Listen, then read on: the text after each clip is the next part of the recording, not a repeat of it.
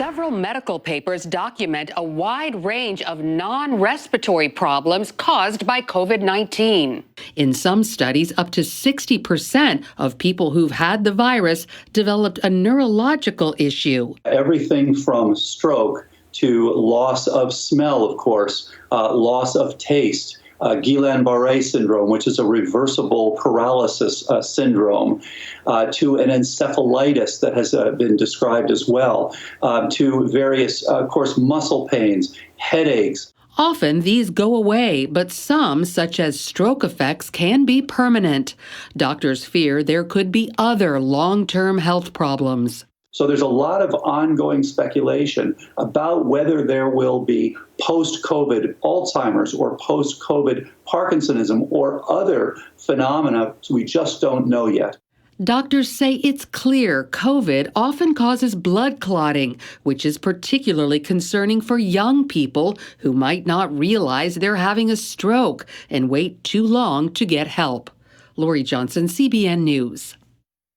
So many unknowns concerning the coronavirus. Pat, back to you. CBN medical reporter Lori Johnson is here with us.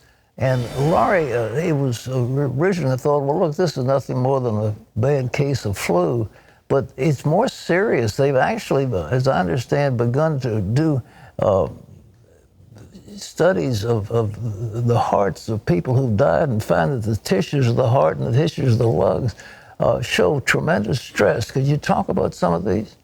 That's right, Pat. I interviewed the director of the National Institutes of Health, Dr. Francis Collins. That interview is going to be aired next Tuesday on the 700 Club. And he said that this COVID-19 virus is, quote, diabolical because we've never seen anything like it before. So when it first came out, we started thinking it might be like things that are sort of like it, coronaviruses that are associated with the common cold or SARS or MERS, but it's definitely different. And so now it's been with us about 6 months, and there are some known things about it, such as the blood clotting, which is a very serious issue. And then now you're talking about issues with the heart. I had the neurologist talking about issues with the brain, and it still remains to be seen what kind of long-term impacts there are. We saw with the Spanish flu 100 years ago, different virus, but that there were some long-term, some Parkinsonism and some other long-term issues. So it is very serious, you're right, and we should take it seriously. Regarding the blood clotting, doctors are now trying to nip that in the bud when people come in and present positive with COVID-19. Many of them are now giving low-dose heparin or other blood thinners and are advising people who are on blood thinners right now to stay on them. Now is not the time to come off. But the concern are people who don't get any medical attention. They're not having serious symptoms, and they're at risk for blood clotting.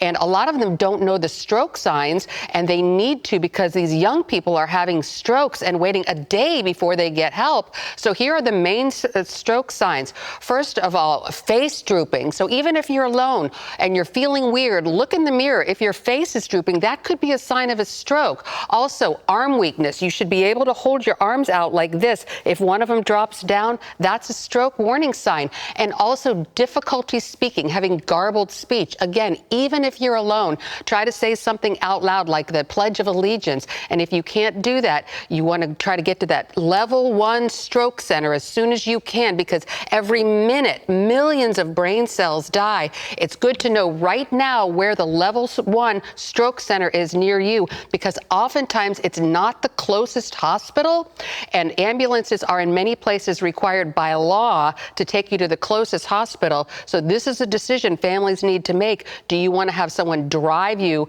to a level 1 stroke center as opposed to not going the ambulance route? I'm not advising that. I'm saying this needs to be a discussion ahead of time. Well, you're exactly right. I had a minor stroke, and fortunately, my son was there, and our head of police, they rushed me immediately down to a hospital that had a stroke center, but the one closest to us didn't have anything like that. My wife was taken there initially, and before she was finished, this was a major problem. Right. But how are people going to know where a level 1 stroke center is? How are they going to find out? It's online. It's just do a little bit of investigating in your area. You call your nearby hospitals and just ask them, are you a level 1 stroke center? This information is on the internet, and if you're not into computers, give your nearby hospitals a call. But this is legislation that is pending in states all across the country.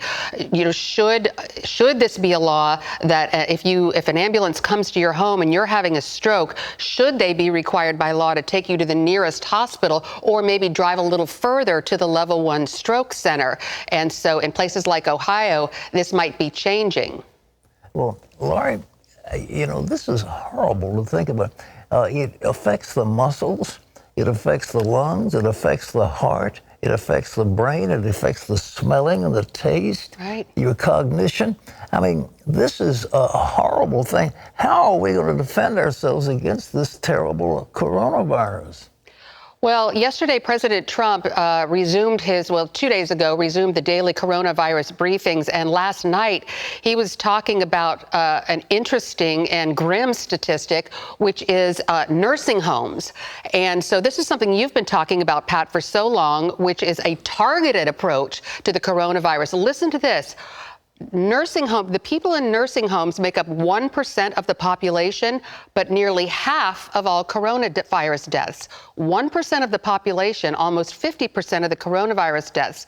So there's a great attention being paid to what's going on in nursing homes. They're giving them the PPEs, they're giving them the rapid tests, requiring them to report to the state if they have more than 3 cases, so the state can intervene. But we really need to pray for these people in nursing homes. They haven't had visitors for up to 6 months now, and they're so isolated. And I want to say to our viewers who are in nursing homes right now, we're praying for you. We love you.